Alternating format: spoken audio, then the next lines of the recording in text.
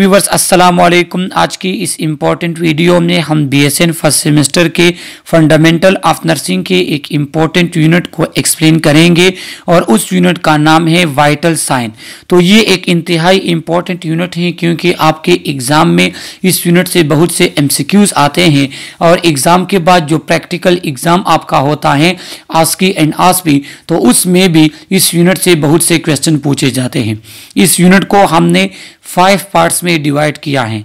इसके 4 पार्ट्स के videos lecture already मेरे यूट्यूब चैनल पर मौजूद हैं। अब हम एक्सप्लेन करेंगे इस यूनिट के 5th और लास्ट पार्ट को, जिसमें हम एक्सप्लेन करेंगे ब्लड प्रेशर को कि ब्लड प्रेशर क्या होता है, इसको हम किस तरह मेजर करते हैं, वो कौन कौन से फैक्टर हैं जो ब्लड प्रेशर पे इफ़ेक्ट होते हैं, और इसी के साथ हम ब्लड प्रेशर को डिटेल के साथ एक्सप्लेन करेंगे। और इस पार्ट के जो इम्पोर्टेंट पॉइंट्स हैं जो आपके एग्ज़ाम में आ सकते हैं, तो हम उन पॉइंट्स को भी मेंशन करेंगे ताकि आने वाले एग्जाम्स में आपके लिए आसानी हो। तो चलो स्टार्ट कर लेते हैं ब्लड प्रेशर को। Blood pressure is one of the most important vital sign because it aid in diagnosis and treatment, especially for cardiovascular health। तो जिस तरह इस यूनिट के फर्स्ट पार्ट में मैंने आप लोगों को बताया था कि वाइटल साइन को कार्डिनल साइन भी कहते हैं और ये इंपॉर्टेंट साइन है जो हमारे बॉडी के डिफरेंट आर्गन के फंक्शन के बारे में हमें बताता है। तो यहाँ पे ये कहते हैं कि ब्लड प्रेशर क्या है। ब्लड प्रेशर आगे हम इसकी डिफिनीशन पढ़ेंगे। यहाँ पे ये कह रहे हैं कि ब्लड प्रेशर हमारे पास एक इंपॉर्टेंट वाइटल साइन है। क्यों? क्योंकि ये हमें हमारे बॉडी के कार्डियोवास्कुलर हेल्थ के डायग्नोसिस, उनके ट्रीटमेंट, उनके डिजीज वगैरह के बारे में हमें इंपॉर्टेंट इंफॉर्मेशन देता है। लिहाजा ये ब्लड प्रेशर जो हमारे पास है ये एक इंपॉर्टेंट वाइटल साइन है। जिस तरह हमारे पास रिस्पायरेशन है, हमारे पास पल्स है, हमारे पास क्या था, टेम्परेचर था, तो इस तरह ब्लड प्रेशर भी एक वाइटल साइन है। लेकिन ब्लड प्रेशर इंपॉर्टेंट इसलिए है कि ये हमें कार्डियोवास्कुलर हेल्थ के बारे में बताता है, जो हमारे हार्ट के फंक्शन हैं और जो हमारे वेसल्स के फंक्शन और उनकी फिजियोलॉजी है, तो इनके बारे में ब्लड प्रेशर हमें इंपॉर्टेंट इंफॉर्मेशन प्रोवाइड करता है। Blood pressure reading are almost always taken at every medical visit, even if it is the only vital sign obtained।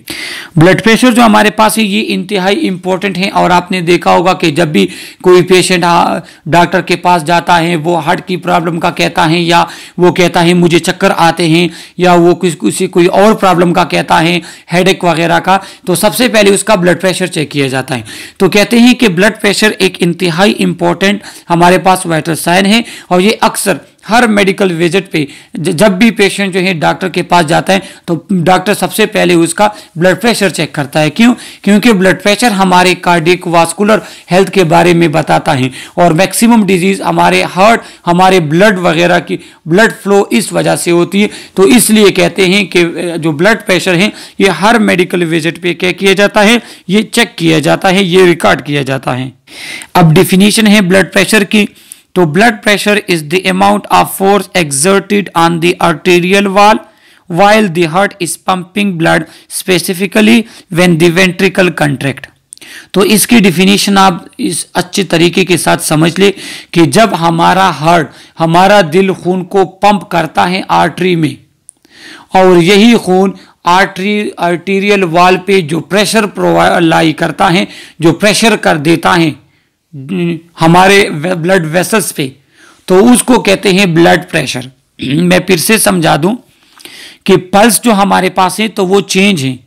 Pulse उस फोर्स को कहते हैं जिस फोर्स के साथ हमारा हार्ट ब्लड पंप करता है। लेकिन ब्लड प्रेशर किसे कहते हैं? ब्लड प्रेशर कि जब हमारा हार्ट कंट्रैक्ट होता है और ब्लड को आर्टरी में फेंकता है, आर्टरी में पुश करता है, फिर वही ब्लड हमारे आर्टरी वॉल्स पे जो प्रेशर प्रोवाइड करता है, प्रेशर लाई करता है, जो फोर्स एक्सर्ट करता है, तो उसको कहते हैं ब्लड प्रेशर। सही है। Blood pressure is measured by gauging the force of this pressure through two specific readings, systolic and diastolic। और ब्लड प्रेशर हम इस तरह मेजर करते हैं कि ये जो ब्लड हमारे ब्लड वेसल्स पे कितना फोर्स लगाता है इसको हम मेजर कर लेते हैं और ये फिर हमारे पास ब्लड प्रेशर हो जाता है। अब ब्लड प्रेशर में हमारे पास दो रीडिंग होती हैं, आप लोगों ने देखा होगा अक्सर अगर नॉर्मल ब्लड प्रेशर है तो वो 120/80 लिखा होता है।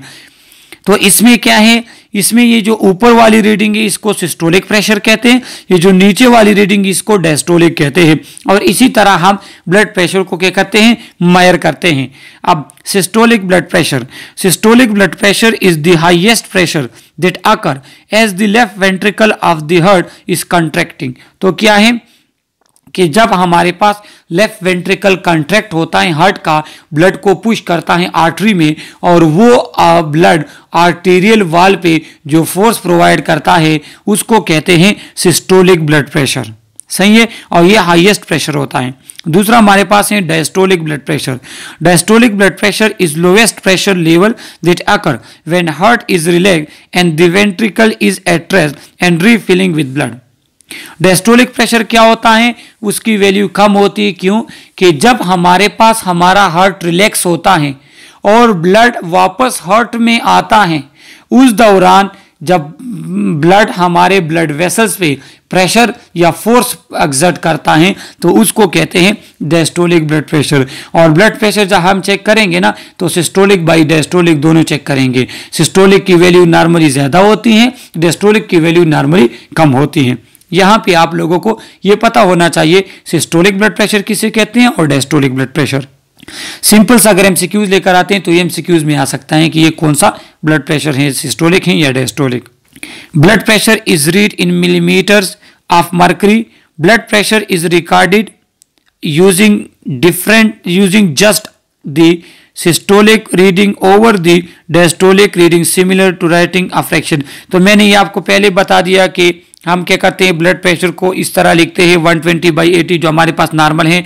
तो जो 120 है ये जो ऊपर लिखा हुआ है तो ये हमारे पास सिस्टोलिक प्रेशर शो करता है और जो नीचे लिखा हुआ ये हमारे पास डायस्टोलिक ब्लड प्रेशर को शो करता है। इसको हम यूनिट हमारे पास है mmHg, मिलीमीटर ऑफ Hg के यूनिट में हम ब्लड प्रेशर को मेजर करते हैं। सही है। इसके बाद यहाँ पे इन्होंने आपको ये एग्जांपल दिए जो मैंने आपको समझा दिया कि ब्लड प्रेशर को मिलीमीटर ऑफ Hg में हम मेजर करेंगे, ये फ्रैक्शन में लिखा जाता है। ऊपर की वैल्यू सिस्टोलिक ब्लड प्रेशर को शो करती है, नीचे की वैल्यू डायस्टोलिक ब्लड प्रेशर को शो करती है। इसके बाद एक और चीज हमारे पास यूज होती है pulse pressure. Pulse pressure is the difference between the systolic and diastolic readings and calculated by subtracting the diastolic reading from the systolic reading. क्या होता है कि पल्स प्रेशर किसे कहते हैं कि हमारे पास सिस्टोलिक और डायस्टोलिक ब्लड प्रेशर के डिफरेंस को हम पल्स प्रेशर कहते हैं। हम क्या लिखेंगे, सिस्टोलिक ब्लड प्रेशर लिखेंगे, जो सिस्टोलिक हमारे पास होगा उसको उससे माइनस करेंगे हम डायस्टोलिक ब्लड प्रेशर को, और ये फिर हमारे पास क्या आता है, ये हमारे पास आ जाता है पल्स प्रेशर। अगर हम सिंपल यहाँ पे ले सिस्टोलिक हमारे पास 120 है, डायस्टोलिक हमारे पास 80 है जो कि नॉर्मल ब्लड प्रेशर होता है, तो इसका फिर पल्स प्रेशर हमारे पास कितना आएगा, 40 आएगा। 120 minus 80 is equal to 40 pulse pressure आएगा। In general a pulse pressure that is greater than 40 mmHg is considered widened and one that is less than 30 mmHg is considered to be narrowed। क्या होता है कि अगर pulse pressure हमारे पास 40 mmHg से ज़्यादा है, मतलब सिस्टोलिक और डायस्टोलिक ब्लड प्रेशर में डिफरेंस ज़्यादा है हमारे पास, तो फिर क्या होगा, इसको हम वाइडेंड ब्लड प्रेशर कहेंगे। और अगर ये डिफरेंस 30 या 30 से कम है, 30 से अगर ये कम है तो इसको हम नैरोड पल्स प्रेशर कहेंगे। ऊपर वाला वाइडेंड पल्स प्रेशर, नीचे वाला फिर नैरो पल्स प्रेशर हम इसको कहेंगे। और ये क्या होता है कि देखो हमारा हार्ट कंट्रैक्ट हुआ, उसने ब्लड को पुश किया, वो ब्लड आर्टरी पे जो प्रेशर लाई करता है ये सिस्टोलिक है। डायस्टोलिक वापस हार्ट की तरफ जो ब्लड आते हैं, अगर डिफरेंस ज़्यादा होता है तो ये हमारे पास डिसऑर्डर शो करता है, कार्डियोवास्कुलर प्रॉब्लम को शो करता है। अगर हमारे पास पल्स प्रेशर क्या हो, पल्स प्रेशर अगर हमारे पास वाइडन हो। अवॉइडेंट पल्स प्रेशर में be in indicator for cardiovascular disease and anaemia. तो ये आप एमसीक्यूज के लिए याद रख लें कि अगर हमारे पास पल्स प्रेशर वाइडन होगा तो ये कार्डियोवास्कुलर डिजीज को शो करेगा, एनीमिया को शो कर सकता है। क्यों? ये इसलिए कि हमारा जो हार्ट ब्लड को पुश करता है वो पुश अगर सिस्टोलिक प्रेशर वो ज़्यादा लाई करता है आर्टरी पे और डायस्टोलिक हमारे पास बहुत कम है, तो फिर हमारे पास एक डिजीज हुई, प्रॉब्लम हुआ, तो ये कार्डियोवास्कुलर डिजीज को शो करता है। और एनीमिया में हमारे पास जो पल्स प्रेशर होगा वो क्या होगा, वो वाइडेंड होगा, सही है, वो डिफरेंस उसमें ज्यादा होगा। तो ये आप एमसीक्यूज के लिए याद रख लें। दूसरा, नैरोड पल्स प्रेशर क्या होता है कि narrowed pulse pressure may be an indicator for congestive heart failure, stroke और शॉक। और जो हमारे पास नैरो पल्स प्रेशर होता है कि जब हमारे पास सिस्टोलिक और डायस्टोलिक ब्लड प्रेशर में डिफरेंस कम हो तो वो फिर हमारे पास पल्स प्रेशर नैरो आएगा। और ये कंजेस्टिव हार्ट फेल्यूर को शो करता है कि जब हमारा हार्ट सही से कंट्रैक्ट नहीं होता और सही से ब्लड को पुश नहीं करता। ये हार्ट के जो डिसऑर्डर हैं ये आप लोग एनाटॉमी फिजियोलॉजी में थोड़ा बहुत पढ़ लोगे, लेकिन थर्ड सेमेस्टर में और फोर्थ सेमेस्टर एएचएन में आप इसको डिटेल के साथ पढ़ोगे। इसके साथ स्ट्रोक और शॉक, तो इन तीनों डिसऑर्डर में हमारे पास पल्स प्रेशर क्या होता है, नैरो होता है। तो ये आप एमसीक्यूज के लिए फिर याद रख लें, सही है, ये स्लाइड से एमसीक्यूज आ सकता है।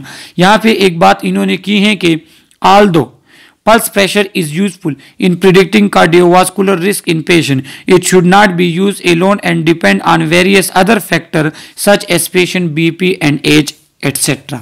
सही है, क्या है कि जिस तरह हमने पढ़ा ना कि ये पल्स प्रेशर अगर कम होगा तो फिर ये कार्डियोवास्कुलर डिजीज होगी, ज्यादा होगा तो ये CHF होगा, स्ट्रोक और शॉक। लेकिन सिर्फ और सिर्फ पल्स प्रेशर पे हम रिलाई नहीं करेंगे, इस पे हम डिसाइड नहीं करेंगे, इस पे हम जो है ये नहीं कहेंगे कि ये डिजीज है पर्सन को। क्यों? क्योंकि ये उसके ब्लड प्रेशर पे भी डिपेंड करता है, उसके एज पे भी डिपेंड करता है कि हम और फैक्टर भी देखेंगे। सिर्फ पल्स प्रेशर पे हम ये डिसाइड नहीं करेंगे कि इस बंदे को ये हार्ट की डिजीज है, बल्कि और फैक्टर भी हम क्या करेंगे, वो भी हम देखेंगे। अब हमारे पास है physiology and regulation. There are two basic mechanism for regulating blood pressure. Blood pressure देखो, जिस तरह आप सब लोगों को पता भी है कि हमारे बॉडी जो है वो होमेस्टेसिस में होता है और एक नॉर्मल लेवल तक वो हमारी बॉडी की ये कोशिश होती है कि वो क्या करे, वो अपने तमाम तरह एक्टिविटीज को नॉर्मल रखे, सही है, उसको नॉर्मल लेवल तक लेकर आए अगर उसमें थोड़ा बहुत चेंजेस आते हैं। शॉर्ट टर्म मैकेनिज्म, अब ब्लड प्रेशर के रेगुलेशन के लिए भी एक शॉर्ट टर्म मैकेनिज्म होता है, एक long term mechanism. Short term mechanism क्या है कि short term mechanism which regulate blood vessels diameter, heart rate and contractility. ये क्या होता है कि ये हमारे ब्लड वेसल्स के डायमीटर को, हमारे हार्ट रेट को और कंट्रैक्टिलिटी, इस पे एक्शन करके हमारे ब्लड प्रेशर को नॉर्मल रखता है। अब किस तरह रखता है तो ये आने वाली स्लाइड में मैं बताऊंगा। दूसरा जो लॉन्ग टर्म मैकेनिज्म है वो ब्लड वॉल्यूम को रेगुलेट करके हमारे ब्लड प्रेशर को मेंटेन रखता है। तो दो हमारे पास क्या है, मैकेनिज्म है ब्लड प्रेशर को रेगुलेट करने के लिए, एक शॉर्ट टर्म है, एक लॉन्ग टर्म है। तो ये आप एमसीक्यूज के लिए फिर याद रख ले कि शॉर्ट टर्म में क्या होगा, ब्लड वेसल्स की डायमीटर का कम और ज्यादा होगी, हार्ट रेट कम और ज्यादा होगा और हार्ट की कंट्रैक्टिलिटी। तो इन तीन चीज़ों में चेंजेस आएंगे और इस तरह हमारा क्या होगा, वो ब्लड प्रेशर वो रेगुलेट होगा। और जो लॉन्ग टर्म मैकेनिज्म है तो वो हमारे ब्लड वॉल्यूम को कम ज्यादा करके ब्लड प्रेशर को रेगुलेट रखता है। अब इस स्लाइड में आप लोग देखिए, ये जो पिंक लाइन के ऊपर जो जितनी भी ये चीज़ें दी हुई हैं ये शॉर्ट टर्म हमारे पास क्या है, रेगुलेशन ऑफ ब्लड प्रेशर है।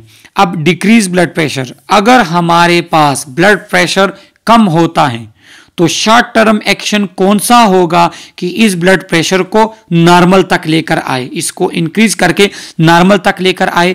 तो वो हमारे पास होता है सिंपैथेटिक एक्टिवेशन। सिंपैथेटिक एक्टिवेशन में हमारे पास एड्रिनल ग्लैंड रिलीज करता है एपिनेफ्रिन और नार एपिनेफ्रिन को। देखो एंडोक्राइन सिस्टम अगर आप लोगों ने पढ़ा है तो ये आपको फिर समझ में आएगा कि सिंपैथेटिक सिस्टम हमारे बॉडी में वो सिस्टम होता है जो हमारे बॉडी में इमरजेंसी के कंडीशन में या स्ट्रेस के कंडीशन में डिफरेंट हार्मोन रिलीज करवाता है और डिफरेंट चेंजेस लेकर आता है हमारे बॉडी में। अब अगर एक बंदे का ब्लड प्रेशर कम हो गया एकदम से तो शॉर्ट टर्म एक्शन क्या होगा कि सिंपैथेटिक नर्वस सिस्टम वो एक्टिवेट हो जाएगा और वो एड्रिनल ग्लैंड से एपिनेफ्रिन और नार एपिनेफ्रिन को रिलीज करवाएगा। और ये हार्मोन क्या करेंगे, ये हार्मोन हमारे कार्डियक कंट्रैक्टिलिटी को इंक्रीज करेंगे जिससे हमारा कार्डियक आउटपुट बढ़ जाएगा। कार्डिक आउटपुट किसे कहते हैं, एक मिनट में जो आपका हार्ट जितना ब्लड पंप करता है इसको कार्डिक आउटपुट कहते हैं। तो कार्डिक आउटपुट ये आपका इंक्रीज कर लेगा। दूसरा चेंजेस ये लेकर आएगा पेरिफेरल वेजो कंस्ट्रिक्शन।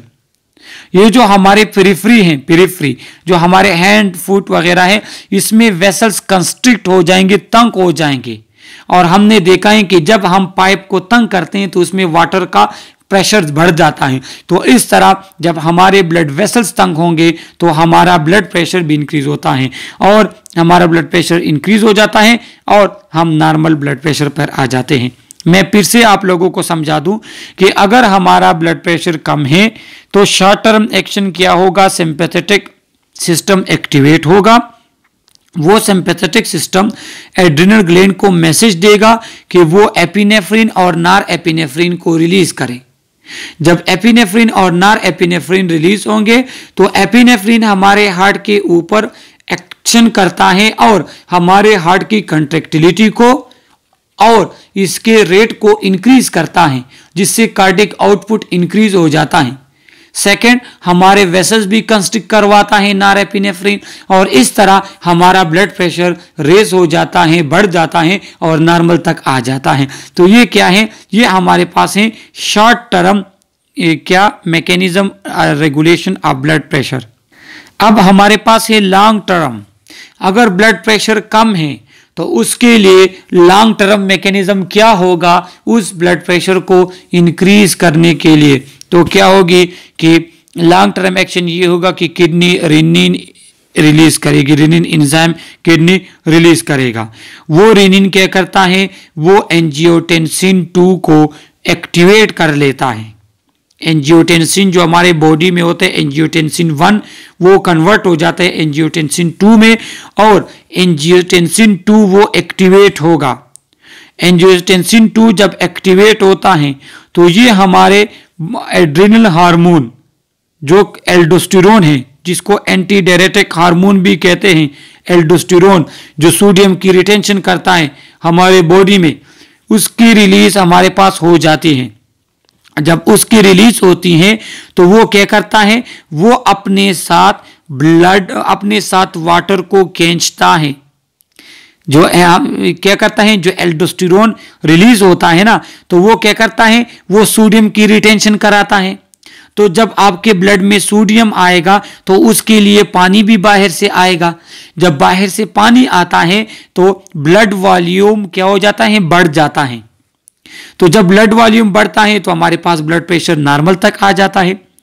दूसरा, ये हार्मोन आपके पास थर्स्ट को भी स्टिमुलेट करता है।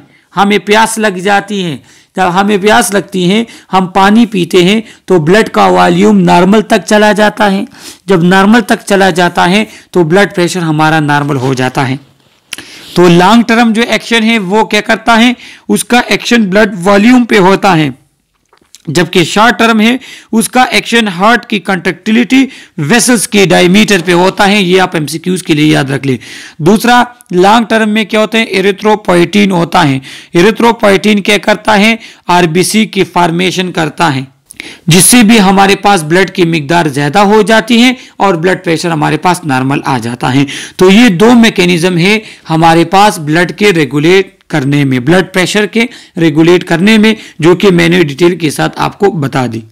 इस पिक्चर में भी आप लोगों को दिखाया गया है कि blood pressure, short term regulation of falling blood pressure क्या होता है कि अगर हमारे पास ब्लड प्रेशर एकदम से कम हो जाता है तो उसके लिए जो शॉर्ट टर्म एक्शन होगा वो क्या होगा, आपके पास बैरो रिसेप्टर इनहिबिटेड हो जाते हैं। हमें पता चल जाता है जो ब्लड प्रेशर कम है, अब ब्लड प्रेशर कम है तो हमारे ब्रेन की तरफ जो बैरो रिसेप्टर जो मैसेज वो करते थे वो क्या हो जाते हैं, वो कम हो जाता है। वो प्रेशर हमारे ब्रेन को पता चलता है कि ये ब्लड हमारे ब्लड वेसल्स पे कम प्रेशर लाई करता है, हमें पता चल गया। अब हमारा ब्रेन क्या करता है, वो सिंपैथेटिक एक्टिविटी को कम करता है, पैरासिम्पैथेटिक एक्टिविटी को वो कम करता है और सिंपैथेटिक एक्टिविटी हमारे पास बढ़ जाती है। पैरासिम्पैथेटिक हमारे बॉडी को नॉर्मल तक लेकर आता है, resting condition. Sympathetic nervous system हमारे बॉडी को स्ट्रेस और इमरजेंसी कंडीशन से निकालता है। अब हमारे बॉडी का ब्लड प्रेशर कम हो गया, जो कि वेसल्स पे प्रेशर कम पड़ रहा है, जो बैरो रिसेप्टर हैं उस पे इंपल्स कम आ रहे हैं, हमारे ब्रेन की तरफ मैसेज कम जा रहा है, तो ब्रेन को पता चल गया कि कम मैसेज आ रहा है मतलब ब्लड प्रेशर कम है। तो जब ब्लड प्रेशर कम है तो हमारा ब्रेन क्या करता है, वो पैरासिम्पैथेटिक एक्टिविटी को कम करता है और सिंपैथेटिक एक्टिविटी को बढ़ाता है। जब सिंपैथेटिक एक्टिविटी हमारे पास बढ़ गई तो फिर वो 3 एक्शन होंगे जो कि ऑलरेडी मैंने आपको बता दिया। हार्ट की कंट्रैक्टिलिटी और हार्ट रेट बढ़ेगा जो कि कार्डियक आउटपुट को बढ़ाएगा। वेसल्स हमारे पास कंस्ट्रिक्ट होंगे जो क्या करेंगे, जो हमारे पास ब्लड प्रेशर को इंक्रीज करेंगे। और एड्रिनल ग्लैंड जो हमारे पास क्या करते हैं, एपिनेफ्रिन और नॉर एपिनेफ्रिन को रिलीज करेगा और ये हमारे हार्ट रेट को इंक्रीज कराते हैं। तो ये 3 एक्शन से हमारे पास शॉर्ट टर्म क्या होता है, एक्शन होता है ब्लड प्रेशर को रेगुलेट करने में, जिससे कंट्रैक्टिलिटी भी होती है, वेजो कंस्ट्रिक्शन भी होता है और ब्लड प्रेशर नॉर्मल तक आ जाता है। लॉन्ग टर्म रेगुलेशन में हमारे पास है कि long term mechanism which regulate blood volume, kidney regulate arterial blood pressure bye direct renal mechanism, indirect renal mechanism. क्या होता है कि लॉन्ग टर्म में मैंने आपको बताया कि वो फ्लूइड के थ्रू हम ब्लड प्रेशर को नॉर्मल तक लेकर आएंगे। तो किडनी एक्शन परफॉर्म करता है 2 तरीकों से, एक डायरेक्ट मेथड से कि डायरेक्टली वो वाटर को फ्लूइड की रिटेंशन करता है और ब्लड प्रेशर इंक्रीज हो जाता है। इनडायरेक्ट मेथड से कि वो रेनिन एंजियोटेंसिन एल्डोस्टेरोन मैकेनिज्म है जो आगे स्लाइड में आ रहे हैं, तो उसके मुताबिक वो क्या करता है, ब्लड प्रेशर को मेंटेन रखता है।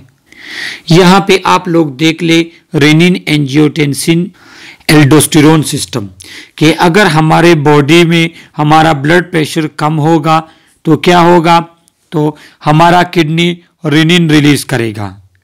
रेनिन का काम क्या है, रेनिन देखो एंजियोटेंसिन जो हमारे पास है वो लिवर से रिलीज होता है। रेनिन उस एंजियोटेंसिन को, मैं इसको मैग्नीफाई करूं ताकि आप लोगों को नजर आए सही से, हमारे किडनी ने रेनिन एंजाइम रिलीज किया। अब रेनिन क्या करेगा, वो एंजियोटेंसिन को कन्वर्ट करता है एंजियोटेंसिन 1, एंजियोटेंसिन 1 कन्वर्ट हो जाता है एंजियोटेंसिन 2 में और ये कन्वर्ट करता है ACE जो कि हमारे पास स्टिमुलेटर है एंजियोटेंसिन को 1 को एंजियोटेंसिन 2 में कन्वर्ट करने के लिए। अब एंजियोटेंसिन जो हमारे पास था वो एंजियोटेंसिन 2 में कन्वर्ट हो गया। अब यही एंजियोटेंसिन 2 ये क्या करेगा, ये किडनी के एड्रिनल ग्लैंड पे एक्शन परफॉर्म करेगा और उसको कहेगा कि आप एड्रिनल हार्मोन एल्डोस्टेरोन को सेक्रेट करो। एल्डोस्टेरोन हमारे बॉडी में सोडियम की रिटेंशन करेगा। जब हमारे ब्लड में सोडियम रिटेन होगा तो सोडियम में ये क्वालिटी है कि वो अपनी तरफ फ्लूइड को खींचता है, तो फ्लूइड हमारे ब्लड वेसल्स में आएगा और हमारे ब्लड वॉल्यूम इंक्रीज हो जाएगा। हमारा ब्लड वॉल्यूम जो ब्लड की मिकदार है वो बढ़ जाएगी। जब बढ़ जाएगी तो फिर उससे क्या होगा, उससे हमारा ब्लड प्रेशर वो इंक्रीज हो जाएगा। इसलिए तो जो लोग क्या होते हैं, जो ब्लड प्रेशर के मरीज होते हैं, तो जिनका ब्लड प्रेशर ज़्यादा होता है तो उनको कहते हैं कि आप कम नमक यूज़ किया करें। क्यों? क्योंकि जब ये नमक में तो सोडियम होता है और जब ये उसके ब्लड में आएगा तो वो उनके ब्लड वॉल्यूम के इंक्रीज करेगा और ब्लड प्रेशर उनका बढ़ेगा। तो इस तरह के मरीजों को कहते हैं कि आप लोग नमक कम यूज किया करें। तो यहाँ पे आप लोग अब समझ गए होंगे कि जो हमारे पास लॉन्ग टर्म एक्शन है रेगुलेशन है ब्लड प्रेशर का, वो इस तरह होता है कि किडनी रेनिन रिलीज करता है, रेनिन एंजियोटेंसिन को कन्वर्ट करता है एंजियोटेंसिन 1 में, एंजियोटेंसिन 1 कन्वर्ट होता है एंजियोटेंसिन 2 में एसीई की वजह से, जो कि हमारे पास पल्मोनरी और रेनल और एंडोथेलियम रिलीज करता है।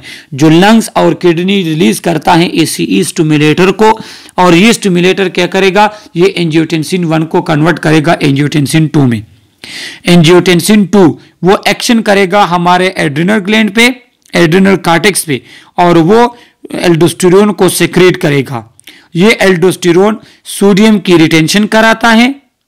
जब सोडियम रिटेन हो गया, सोडियम अपनी तरफ वाटर को खींचेगा, और जब वाटर को वो खींचता है तो हमारे पास ब्लड वॉल्यूम इंक्रीज हो जाता है और ब्लड प्रेशर हमारे पास बढ़ जाता है।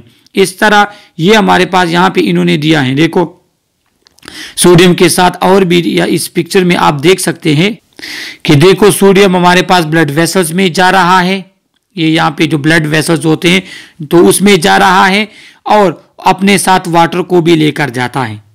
वाटर की रिटेंशन देखो, वाटर की रिटेंशन होती है हमारे पास। सोडियम क्या होता है, ट्यूबुलर सोडियम की क्या होती है, सोडियम और क्लोरीन की रीएब्जॉर्प्शन होती है। वो किडनी जो यूरिन वगैरह बनता है वहां से रीएब्जॉर्ब होता है सोडियम और क्लोराइड। तो जब सोडियम और क्लोराइड रीएब्जॉर्ब होता है वो अपने साथ वाटर को भी रीएब्जॉर्ब करता है, और इसके मुकाबले में सिर्फ पोटाशियम हमारे पास एक्सक्रीट होता है, उसकी एक्सक्रीशन होती है पोटाशियम की। सोडियम क्लोराइड की रीअब्जॉर्प्शन होती है, तो सोडियम और क्लोराइड जब रीअब्जॉर्ब होंगे वो अपने साथ वाटर को भी रिटेन रखेंगे, और इस तरह हमारा ब्लड वॉल्यूम रेज हो जाएगा और ब्लड प्रेशर नॉर्मल तक आ जाएगा। ये हमारे पास लॉन्ग टर्म इफेक्ट है किसका, ब्लड प्रेशर रेगुलेशन का। अब हमारे पास है physiology of arterial blood pressure के क्या फंक्शन है। तो इसका ये फंक्शन है कि ये हमारे पास कार्डियक आउटपुट के बारे में बताता है, ये पेरिफेरल वेस्कुलर रेजिस्टेंस के बारे में बताता है, ब्लड वॉल्यूम का भी इससे पता चलता है कि अगर आपके पास ब्लड प्रेशर ज़्यादा है मतलब कार्डियक आउटपुट ज़्यादा है, अगर आपके पास ब्लड प्रेशर ज़्यादा है मतलब वेस्कुलर रेजिस्टेंस ज़्यादा है, आपके वेसल्स तंग हो गए। इसके बाद अगर ब्लड प्रेशर हमारे पास ज़्यादा है तो ये मतलब ब्लड वॉल्यूम ज़्यादा है। अगर हमारे प्लस ब्लड की विस्कासिटी ज़्यादा हो रही है तो उसका फ्लो कम होगा, ब्लड प्रेशर हमारे पास कम होगा, और ये हमारे पास आर्टरी की इलास्टिसिटी, तो ये तमाम चीज़ें हमारे पास ब्लड प्रेशर से पता चल सकती है। इसलिए तो कहते हैं कि हर मेडिकल विजिट जब होता है, जब भी पेशेंट डॉक्टर के पास, नर्स के पास जाता है तो सबसे पहले उसका ब्लड प्रेशर चेक करते हैं। क्यों? क्योंकि ब्लड प्रेशर की बहुत सी चीज़ों के साथ उसका रिलेशनशिप है। ये आप एमसीक्यूज के लिए याद रख लें कि ब्लड प्रेशर हमारे पास जो है नॉर्मल वो सिस्टोलिक 120 या 120 से कम होगा और डिस्टोलिक 80 या 80 से कम होगा। अगर एक बंदा प्री हाइपरटेंसिव है मतलब ब्लड पे हाइपरटेंशन की तरफ जा रहे हैं, हाइपरटेंशन कहते हैं इंक्रीज ब्लड प्रेशर को, high level of blood pressure जो नॉर्मल से ज़्यादा हो, तो उसका ब्लड प्रेशर 120 to 139 अगर है तो वो प्री हाइपरटेंशन है, 80 to 89 है डिस्टोलिक। इसके साथ हाइपरटेंशन मरीज वो होगा कि जिसका ब्लड प्रेशर 140/179 सिस्टोलिक हो, 90/90 to 109 उसका डिस्टोलिक हो। इस तरह हाइपरटेंसिव क्राइसिस जो होते हैं, जो इमरजेंसी कंडीशन होती हैं, अगर एक किसी भी पर्सन का सिस्टोलिक 180 से बढ़ जाए और डिस्टोलिक 110 से, तो ये हमारे पास हाइपरटेंसिव क्राइसिस इसको कहते हैं। इस स्लाइड से आपके पेपर में एक एमसीक्यूज आ सकता है, अक्सर वो लेकर आते हैं कि हाइपरटेंशन में कितना ब्लड प्रेशर होगा, प्री हाइपरटेंशन में कितना ब्लड प्रेशर होगा, तो ये फिर आपके वैल्यूज याद होनी चाहिए। और ये एज के लिहाज से ब्लड प्रेशर, तो छोटे बच्चों में ब्लड प्रेशर कम होता है क्योंकि उनके ब्लड की वॉल्यूम कम होती है, उनमें वेसल्स जो हैं वो छोटे छोटे और उसका इस तरह डेवलप नहीं होते, बच्चों की फिजिकल एक्टिविटी नहीं होती। उनका हार्ट का जो क्या होता है, जो हमारे पास आउटपुट होता है वो इतना नहीं होता, कार्डिक आउटपुट जो होता है वो इतना नहीं होता, ब्लड वॉल्यूम इतनी नहीं होती। तो उस वजह से क्या होता है, इस वजह से उनका ब्लड प्रेशर कम होता है। तो ये एज के लिहाज से आपको पता होना चाहिए। न्यू बॉर्न का ब्लड प्रेशर 75/55 होगा, 6 to 9 ईयर्स ऑफ एज का अगर है तो उसका ब्लड प्रेशर 90 to 90/55 होगा। तो ये एज के लिहाज से आप लोगों को पता होना चाहिए, इससे भी एमसीक्यूज आ सकते हैं। सिनेरियो बेस भी वो लेकर आ सकते हैं कि आपके पास आपको कहेंगे इस तरह का बच्चा है, उसकी इतनी ब्लड प्रेशर है, तो ये हाइपरटेंसिव का मरीज है या नॉर्मल ब्लड प्रेशर है। तो फिर आपको पता होना चाहिए कि बच्चों का जो ब्लड प्रेशर होता है वो एडल्ट के मुकाबले में कम होता है। अब हमारे पास फैक्टर हैं जो क्या करते हैं, जो ब्लड प्रेशर पे इफेक्ट करते हैं। रेस हो गया, नस्ल। अक्सर हमारे पास जो ब्लैक लोग होते हैं, ये जो ब्राज़ील और इंडोनेशिया के, सूडान वगैरह के, तो उनका ब्लड प्रेशर नॉर्मल से हाई होता है, मतलब वो अक्सर हाइपरटेंसिव के मरीज होते हैं। बस ये उनके नस्ल में चला आ रहा है। एक्सरसाइज के साथ भी ब्लड प्रेशर बढ़ता है, एज के साथ भी ब्लड प्रेशर बढ़ता है, क्योंकि वेसल्स की इलास्टिसिटी कम हो जाती है। डायरेक्शनल वेरिएशन, सुबह दिन के वक्त इंसान का ब्लड प्रेशर हाई होता है, रात के वक्त रिलैक्स जब होता है तो ब्लड प्रेशर इंसान का कम हो जाता है। स्ट्रेस कंडीशन में भी ब्लड प्रेशर बढ़ता है, चेंज होता है। मेल और फीमेल का ब्लड प्रेशर क्या होता है, वो मेल के मुकाबले में थोड़ा ज़्यादा होता है। सही है, कि हार्मोनल चेंज की वजह से भी है, और भी इसके हमारे पास क्या है, रीजन है। तो जेंडर भी ये चेंज होते हैं। इसके साथ हमारे पास मेडिकेशन में भी कुछ मेडिकेशन होते हैं जो ब्लड प्रेशर को कम ज़्यादा करते हैं, जिस तरह हमारे पास वारफरीन हो गए, डिस्प्रिन हो गए, इस तरह हमारे पास हार्ट के मेडिसिन हो गए, डायबिटिक वगैरह के, शुगर के इस तरह मेडिसिन हो गए, और भी डिफरेंट टाइप ऑफ मेडिसिन हैं जो क्या करते हैं, जो ब्लड प्रेशर को कम और ज़्यादा करते हैं। सही है, जिस तरह हमारे पास ये सेडेटिव वो होते हैं, मेडिसिन होते हैं, तो या हमारे पास ये कांसी वगैरह के होते हैं, तो इसके कहते हैं इसके बाद आप कोई गाड़ी वगैरह ना चलाए, क्योंकि वो आपको रिलैक्स कर लेते हैं, ब्लड प्रेशर को कम करते हैं, आप गिर सकते हैं कहीं पे। सही है। और जेंडर जो है, तो ये जेंडर वाइज जो डिफरेंस होते हैं, तो ये हार्मोनल चेंजेस की वजह से डिफरेंस होते हैं, male to female blood pressure change होता है। अब है ब्लड प्रेशर असेसमेंट। तो हम ब्लड प्रेशर किस तरह मेजर करते हैं, तो इसका वीडियो लेक्चर मेरे यूट्यूब चैनल पर मौजूद हैं, प्रैक्टिकली जो मैंने परफॉर्म किया है कि how to measure blood pressure, तो इसको आप वहां से देख सकते हैं। यहाँ पे आप लोगों को पता होना चाहिए कि ब्लड प्रेशर के लिए क्या इक्विपमेंट होते हैं। इसके लिए ब्लड प्रेशर कफ होता है, स्फेग्मोमैनोमीटर होता है, एक स्टेथोस्कोप होता है। हम कफ को जो है हाथ पे बांधते हैं पेशेंट के, उसके बाद स्फेग्मोमैनोमीटर में हमें पता चलता है कि कितना ब्लड प्रेशर, जिसमें या डिजिटल होगा या उसमें क्या होगा, उसमें कोई नीडल वगैरह होगा जिसके थ्रू हमें पता चलेगा। स्टेथोस्कोप के थ्रू हम आर्टरी वगैरह की वॉइस को, आवाज़, साउंड वगैरह सुनते हैं। स्फेग्मोमैनोमीटर के टाइप्स हैं, एक मरकरी का है जिसमें मरकरी होती है, एक अर्नल्ड है जिसमें हमारे पास सुई होती है, जिसमें नीडल होती है और वो इधर इस साइड पे जाती हैं। और इसके बाद एक हमारे पास इलेक्ट्रॉनिक है जिसमें डिजिटल होते हैं, जिसमें नंबर्स आते हैं। सही है। इसके बाद ब्लड प्रेशर डायरेक्ट मेथड भी होता है, इनडायरेक्ट मेथड भी होता है। डायरेक्ट मेथड हम अस्कल्टेट, डायरेक्ट मेथड हमारे पास क्या है, इन्वेजिव है, जिसमें आर्टरी में क्या करते हैं, नीडल को रखते हैं और उसके थ्रू पता चलता है मॉनिटर के थ्रू ब्लड प्रेशर का। ये डायरेक्ट मेथड है। इनडायरेक्ट मेथड जो है वो फिर फर्दर 2 टाइप का है, अस्कल्टेटरी और पल्पेटरी। तो एक एक करके अभी हम डिटेल से एक्सप्लेन करते हैं। जो डायरेक्ट मेथड होगा, a monitor is used for this method. This is a continuous method which major mean pressure. A needle or catheter is inserted into brachial, radial or femoral artery and a monitor display arterial pressure in waveform। क्या होता है कि इसमें एक needle artery में inter करते हैं और वो नीडल हमारे आर्टरी में होता है और वो क्या होता है, वो मॉनिटर के साथ लगा होता है और मॉनिटर वेव के फॉर्म में हमें ब्लड प्रेशर देता है। जो डायरेक्ट ब्लड प्रेशर मॉनिटरिंग होती है वो क्या होते हैं, direct blood pressure monitoring is recommended in sick and compromise patient. देखो हमारे पास जो बहुत ज़्यादा बीमार लोग होते हैं या जिसका ब्लड प्रेशर इंटेज ज़्यादा कम होता है, उसमें हम इस तरह का डायरेक्ट मेथड यूज़ करते हैं। इसके 2 फायदे होते हैं। एक तो ये कि उस पेशेंट का ब्लड प्रेशर कंटिन्यूसली हमें पता चलेगा मॉनिटर पे।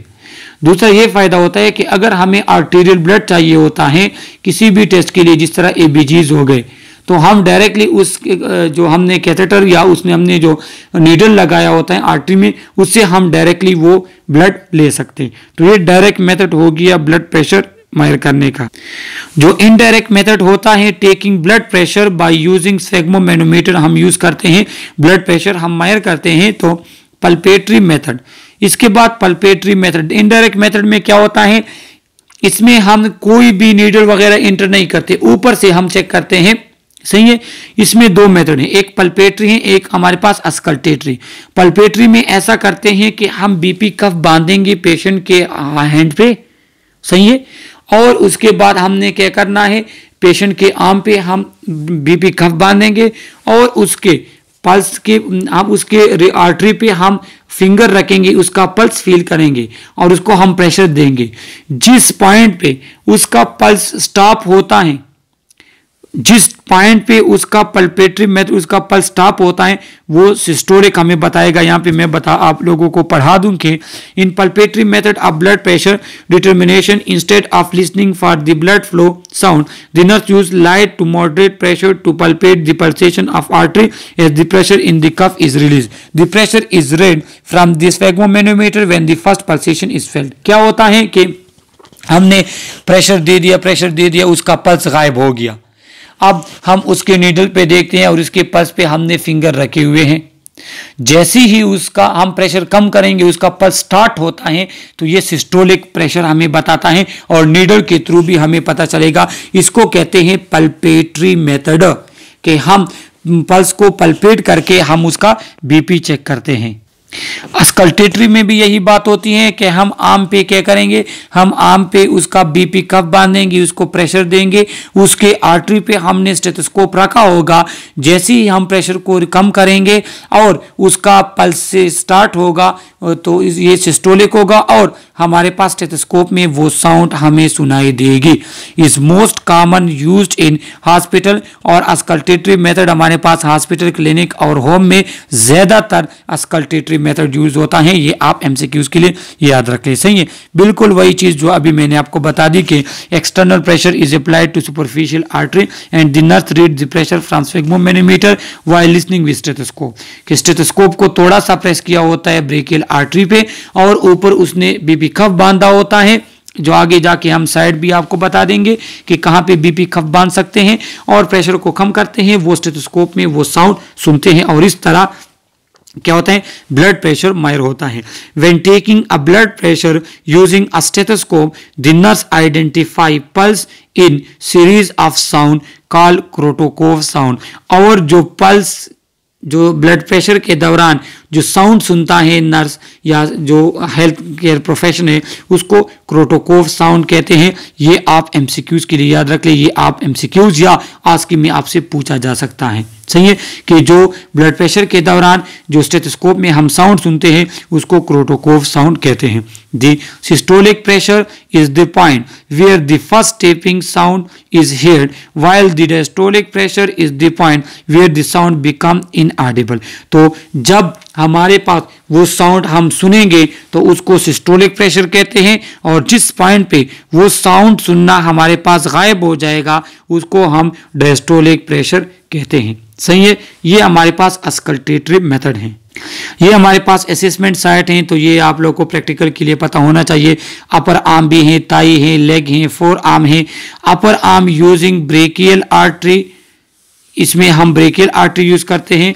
ताई में हम पोप्लिटियल आर्टरी यूज करते हैं। फोर आर्म में हम रेडियल आर्टरी यूज करते हैं और लेग में हम क्या करते हैं, पोस्टीरियर टीबीएल और डॉर्सल पेडस, हम ये आर्टरी यूज करते हैं ब्लड प्रेशर को मेजर करने के लिए। जो पल्स में मैं ये तमाम आर्टरी की साइट आपको बता चुका हूं।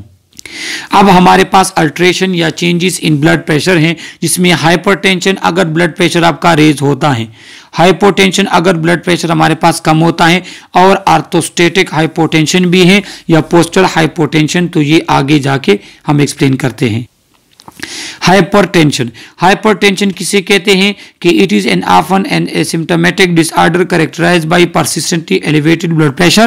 The diagnosis of hypertension is made when an average of 2 or more diastolic reading or at least 2 visit is 90 mmHg or higher। क्या होता है कि अगर हमारे हाइपरटेंशन कहते हैं अगर एक बंदे का ब्लड प्रेशर नॉर्मल से ज़्यादा है तो हम कहते हैं ये बंदा हाइपरटेंसिव पेशेंट है।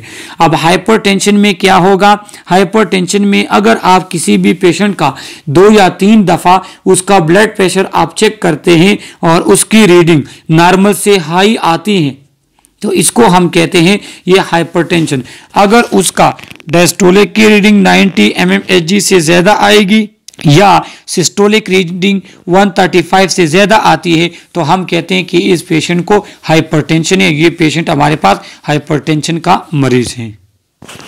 हाइपोटेंशन किसे कहते हैं, अगर ब्लड प्रेशर नॉर्मल से कम होता है तो इसको हम हाइपोटेंशन कहते हैं। अगर आपके पास सिस्टोलिक ब्लड प्रेशर 90 mmHg से कम है या डायस्टोलिक आपका 80 से कम है तो हम कहते हैं कि इस बंदे को हाइपोटेंशन है। अगर सिस्टोलिक कम है तो सिस्टोलिक हाइपोटेंशन है, अगर डायस्टोलिक तो डायस्टोलिक हाइपोटेंशन है। और ये आप लोग MCQs के लिए याद रख लें, हाइपोटेंशन किसे कहते हैं, हाइपोटेंशन ये जो अभी हम डिफिनीशन पढ़ रहे हैं। इसके बाद आर्थोस्टेटिक हाइपोटेंशन है या पोस्टरल हाइपोटेंशन है तो इसे कहते हैं, किसे कहते हैं कि it occurs when a normotensive person develop symptom of and low blood pressure when rising to an upright position or change his position from lying to sitting and to standing position। क्या होता है कि अगर एक बंदा हमारे पास लेटा हुआ होता है और एकदम से वो उठता है और उसका ब्लड प्रेशर कम हो जाता है, या एक बंदा लेटा है वो एकदम से बैठ जाए या बैठता है एकदम से उठता है और उसका ब्लड प्रेशर कम होता है तो इसको हम कहते हैं आर्थोस्टेटिक हाइपोटेंशन या पोस्टरल हाइपोटेंशन। के पोजीशन के लिहाज से जब ब्लड प्रेशर में कमी आती है तो इसको आर्थोस्टेटिक हाइपोटेंशन या पोस्टरल हाइपोटेंशन कहते हैं और ये आप MCQs के लिए याद रख लें। तो ये हमारे पास ब्लड प्रेशर का वीडियो लेक्चर था और इस तरह वाइटल साइन का ये पूरा यूनिट कंप्लीट हो गया। इस यूनिट के MCQs भी मेरे YouTube चैनल पर मौजूद हैं। नर्सिंग, हेल्थ, पैरामेडिक्स से related lectures videos, skill videos, information videos, MCQs videos के लिए अगर आप लोग हमारे चैनल को सब्सक्राइब नहीं किया तो चैनल को सब्सक्राइब करें, क्योंकि आप चैनल को सब्सक्राइब करेंगे, बेल आइकन प्रेस करेंगे तो ये तमाम वीडियोस के नोटिफिकेशन आपको मिलेंगे। Okay, thank you.